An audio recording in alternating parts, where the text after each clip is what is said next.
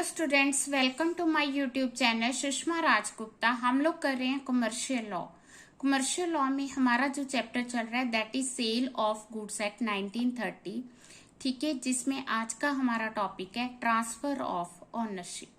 चलिए शुरू करते हैं।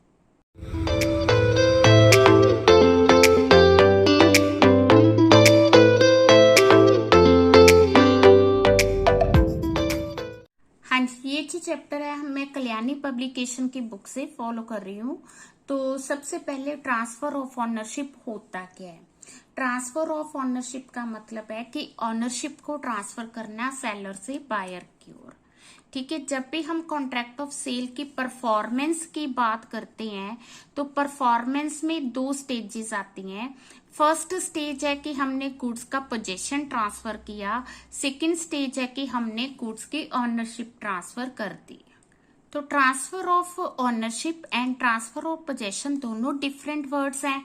तो ट्रांसफर ऑफ पोजेशन का मतलब ये नहीं होता कि ट्रांसफर ऑफ ऑनरशिप होगी, और ट्रांसफर ऑफ ऑनरशिप का मतलब ये नहीं होता कि ट्रांसफर ऑफ पोजेशन हो चुका है। कई बार क्या होता है कि जो ऑनरशिप तो वह बायर के पास चली गई, बट जो पोजेशन है अभी सेलर के पास है।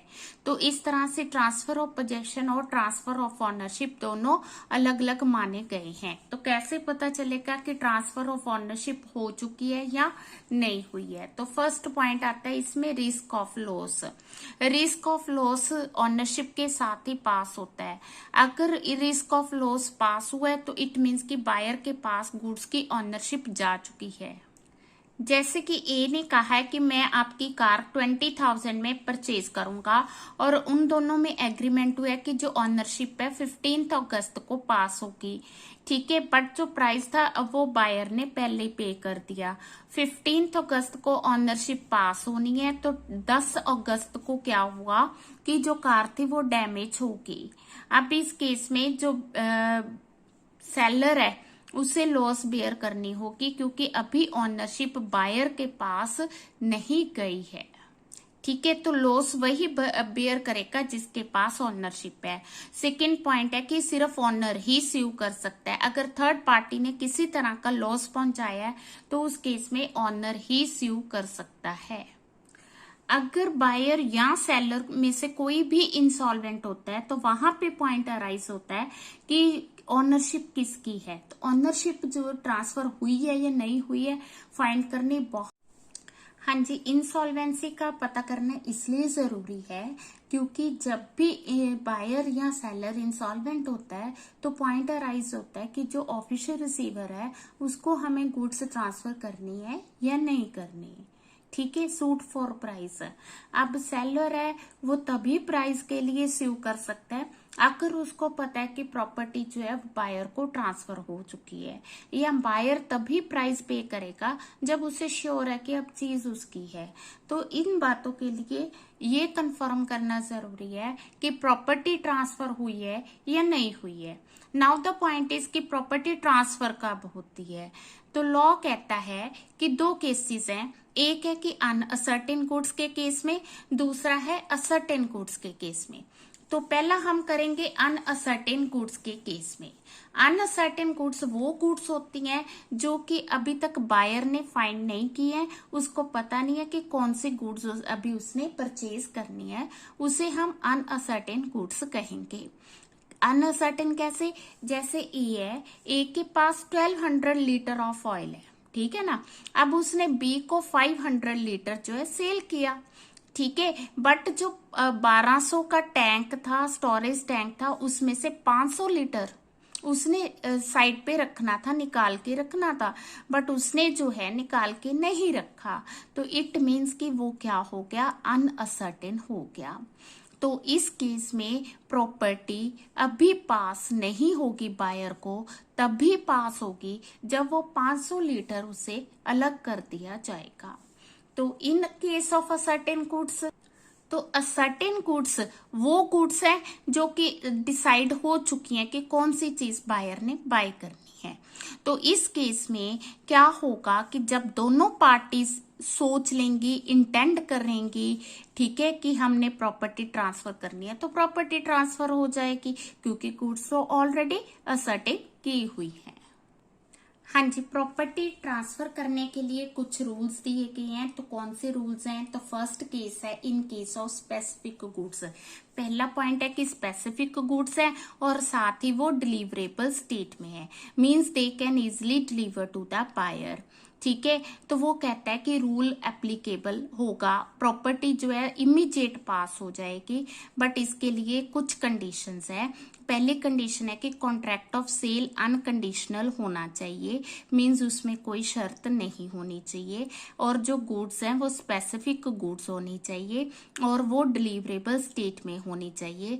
तो उस केस में क्या होगा, जैसे ही उनके बीच में कॉन्ट्रैक्ट होगा, इमीडिएट प्रॉपर्टी जो है ट्रांसफर हो जाएगी। अब इसमें हमें एग्जाम्पल दिया है कि बी ने एक ए से ऑफर किया है अपना हॉर्स, कितने का, 1000 रुपीज का, और कहा है कि मैं 1 महीने के क्रेडिट पे दूंगा। ए एक्सेप्ट द ऑफर। अब इस केस में हाउस जो है वो बी का बन गया, क्यों? क्योंकि ए ने उसकी ऑफर को एक्सेप्ट कर लिया। यहाँ पे गुड्स क्या थी? स्पेसिफिक थी। तो इस केस में क्या होगा, प्रॉपर्टी इमीडिएट ट्रांसफर हो जाएगी। अब इसमें सेकंड पॉइंट आता है कि गुड्स जो है वो डिलीवरेबल स्टेट पे होनी चाहिए। डिलीवरेबल स्टेट का मतलब है कि जैसा कॉन्ट्रैक्ट हुआ है उसके अकॉर्डिंग ही गुड्स होनी चाहिए, तो ही बायर को प्रॉपर्टी ट्रांसफर होगी।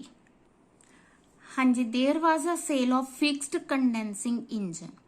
ठीक है, अब इंजन को स्वेयर करना था, उसके बाद उसे रेल पर एक पर्टिकुलर जगह पे डिलीवर करना था, बट हुआ क्या, रेलवे तक पहुंचने से पहले ही वो इंजन डैमेज हो गया। अब प्रॉपर्टी पास नहीं होगी। क्यों नहीं पास होगी? क्योंकि जैसा बायर ने कहा था वो उस सिचुएशन में नहीं था। तो डिलीवरेबल पोजीशन में गुड्स का होना जरूरी है। ठीक है जी, तो आपने केसेस जब लर्न करने हैं तो उनके नेम्स भी याद रखने हैं। ठीक है, specific goods not in a deliverable state. Goods तो स्पेसिफिक है बट अभी डिलीवरेबल स्टेट में नहीं है। डिलीवरेबल स्टेट का मतलब कि उसने कुछ ऐसा करना है कि वो मतलब कि बायर की रिक्वायरमेंट को पूरा कर सके। करना क्या है, जैसे गुड्स को कलेक्ट करना है या स्वेयर करना है या उनकी पैकिंग करनी है या उनकी लोडिंग करनी है, मींस कुछ कंडीशन को पूरा करना है। तो जब तक वो कंडीशन पूरी नहीं होगी तब तक प्रॉपर्टी ट्रांसफर नहीं होगी। अब देखो इस जो है केस में सारा पॉइंट क्लियर हो रहा है कि जैसे कोई मतलब टैंक था, ठीक है, उसके टैंक ऑफ ऑयल के कंटेंट को सेल किया गया और वो जो ऑयल था उसे ड्रम्स में फिल करना था। फिल किसने करना था? सेलर ने करना था। तब जब वो ड्रम्स में फिल हो जाता उसके बाद बायर ने उसे जो है लेके जाना था। तो हुआ क्या कि कुछ ड्रम्स तो फिल हो गए बायर की प्रेजेंस में, ठीक है। अभी बाकी के जो ड्रम्स थे फिल करने थे उससे पहले ही आग लग गई। आग लगने से क्या हुआ, कुछ जो है ऑयल की क्वांटिटी वो डिस्ट्रॉय हो गई। अब यहाँ पे गुड्स तो स्पेसिफिक होगी ना, जब उनको ड्रम्स में फिल कर दिया और डिलीवरेबल स्टेट में होगी, तो जो ऑयल उसने ड्रम्स में फिल कर दिया उसकी ऑनरशिप बायर के पास चलेगी, इसलिए उसकी लॉस बायर बेयर करेगा, और जो ड्रम्स में फिल नहीं किए उसकी लॉस जो है वो सेलर बेयर करेगा। तो यहाँ पे आपको पॉइंट बिल्कुल क्लियर हो रहा है कि गुड्स स्पेसिफिक है। अगर वो डिलीवरेबल स्टेट में है तो बायर लायबल होगा, अगर वो डिलीवरेबल स्टेट में नहीं है तो इट मीन्स कि प्रॉपर्टी ट्रांसफर नहीं हुई, तो कौन लायबल होगा? सेलर लायबल होगा। When goods have to be measured और tested, तो नेक्स्ट पॉइंट है कि गुड्स को अभी हमने क्या करना है, मेजर करना है या टेस्ट करना है। तो प्रॉपर्टी तब तक पास नहीं होगी जब तक वो जो भी रिक्वायरमेंट है वो पूरी नहीं की जाती और बायर को उसका नोटिस नहीं दिया जाता। ठीक है, A the owner of wagon of A, वो बी से क्या कहता है कि जो है उसको हमने वे करना है और हमने 1000 पर टन के अकॉर्डिंग डिलीवर करना है। बी कहता है ठीक है भी मैं इसकी पेमेंट कर दूंगा। अभी कुछ है जो है उसको ही वे किया गया और बी को डिलीवर किया गया, जो बाकी रहेगी अब जो तो डिलीवर कर दी उसके लिए बी लायबल होगा, और जो उसने अभी ट्रांसफर नहीं की या उसको वे नहीं किया तो उसके लिए कौन लायबल होगा? ए लायबल होगा। ठीक है जी, क्योंकि उनकी रिक्वायरमेंट थी क्या, उसको वे करना और उसके बाद डिलीवर करना। हाँ जी, नेक्स्ट पॉइंट है कि अनअसर्टेन गुड्स है एंड इट्स एप्रोप्रिएशन। अगर गुड्स अनअसर्टेन है तो उस केस में तो प्रॉपर्टी तभी ट्रांसफर होगी जब वो असर्टेन हो जाएंगी, असर्टेन हो जाएंगी, एप्रोप्रिएट हो जाएंगी। इसका मतलब है कि सेलर ने उन गुड्स को क्या किया, जैसे बॉक्सेस में डाल दिया, गन्नी बैग्स में डाल दिया, ठीक है, अगर लिक्विड है उसको बॉटल्स में फिल कर दिया, तो हम कहेंगे कि उसकी एप्रोप्रिएशन हो चुकी है। देखो कैसे पता चलेगा, जैसे ए के पास काफी शुगर है, ठीक है जी, लार्ज क्वांटिटी ऑफ शुगर है, ठीक है। अब उस इतनी शुगर है कि वो 20 बैग से ज्यादा, 20 बैग फिल करने के बाद भी बच जाएगी। उसने क्या किया, उसने सिर्फ 20 बैग्स का कॉन्ट्रैक्ट किया है, ठीक है। तो कॉन्ट्रैक्ट करने के बाद, ठीक है, उसने क्या किया, 20 बैग्स विद शुगर फिल कर दिए। फिल करने के बाद उसने जो बायर है उसको नोटिस दे दिया, अभी जो तूने कॉन्ट्रैक्ट किया था 20 बैग्स मैंने तैयार कर दिए हैं, अब तू ले जा।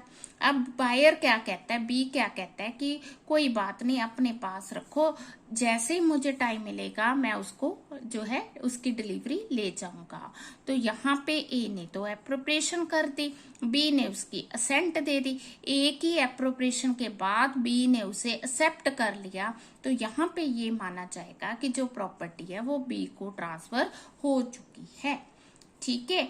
तो अगला पॉइंट है कि अगर सेलर अपने पास कोई राइट रिजर्व नहीं रखता, तो अगर वो गुड्स की डिलीवरी बायर के कैरियर को दे देता है, तो ये माना जाएगा कि गुड्स की डिलीवरी बायर को हुई है और ये माना जाएगा कि प्रॉपर्टी बायर के पास जा चुकी है।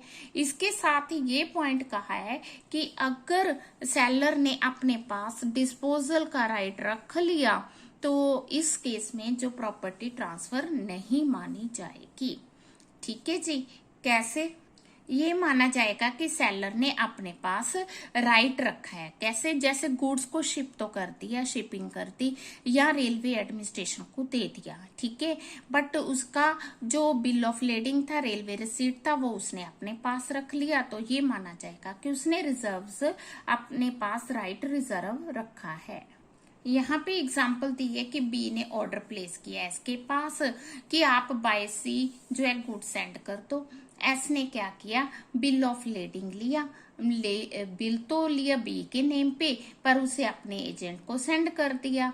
तो यहाँ पे उसने क्या किया कि जो राइट है अपने पास रखा, तो गुड्स रास्ते में डिस्ट्रॉय होगी, तो कौन लाइबल होगा, इस केस में एस जो है वो लाइबल होगा, क्योंकि उसने अपने एजेंट को ही सेंड कर दिया, ठीक है जी। प्रॉपर्टी अभी ट्रांसफर नहीं हुई है। तो नेक्स्ट पॉइंट है कि अगर सेलर ने बिल ऑफ एक्सचेंज ड्रॉ किया है, तो ड्रॉ करने के बाद बायर को सेंड किया है, तो तब तक प्रॉपर्टी ट्रांसफर नहीं होगी जब तक बायर उसे एक्सेप्ट नहीं करता। तो it is the duty of the buyer कि वो उसे एक्सेप्ट करे, एक्सेप्ट करने के बाद उसे वापिस करे। और नेक्स्ट पॉइंट आ गया गुड्स सेंट ऑन अप्रूवल और सेल और रिटर्न बेसिस। जब कॉन्ट्रैक्ट ऑफ सेल हुआ तो ये कहा गया कि ये जो गुड्स हैं ये अप्रूवल बेसिस पे, अगर आपको अप्रूव हुई तो रख लेना, अदरवाइज वापस कर देना। अब हमें कैसे पता चलेगा कि बायर ने गुड्स रख ली हैं, यानी कि प्रॉपर्टी ट्रांसफर हो चुकी है। तो फर्स्ट पॉइंट है कि जब बायर खुद ही अप्रूव कर देता है, सिग्निफाई हिज अप्रूवल, तो ये माना जाएगा प्रॉपर्टी बायर को ट्रांसफर हो चुकी है, ठीक है। या वो जो चीजें उसने सेल और रिटर्न बेसिस पे ली हैं वो आके थर्ड पार्टी को सेल कर देता है। थर्ड पॉइंट है कि बायर अपनी अप्रूवल तो नहीं देता, बट उसने 7 दिन का टाइम मांगा था, 7 दिन के बाद भी वो उन गुड्स को रिटेन करता है, तो ये माना जाएगा कि वो गुड्स उसने रख ली हैं, तो मीन्स उसकी हो गई है, प्रॉपर्टी ट्रांसफर हो चुकी है। अब बायर जो है उसने हॉर्स जो लिया है अपने, ठीक है, सेलर से सेल और रिटर्न बेसिस पे 8 दिन के लिए लिया है। अभी उसने 8 दिन में बाद वापस करना था या डिसीजन लेना था, इन बिटवीन हॉर्स जो है उसकी डेथ होगी।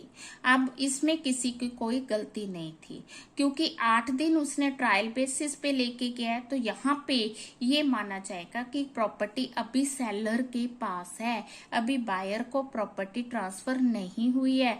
तो हॉर्स की लॉस कौन बेयर करेगा? ऑब्वियस है, सेलर बेयर करेगा। ठीक है, तो नेक्स्ट वीडियो में हमने जो टॉपिक करना है that is sale by non owners. ठीक है, तो वीडियो कैसी लगी? अच्छी लगी तो आपने इसको लाइक करना है, ज्यादा से ज्यादा शेयर करना है। अभी तक चैनल नहीं सब्सक्राइब किया तो जरूर सब्सक्राइब करें और हमेशा खुश रहें। Thank you.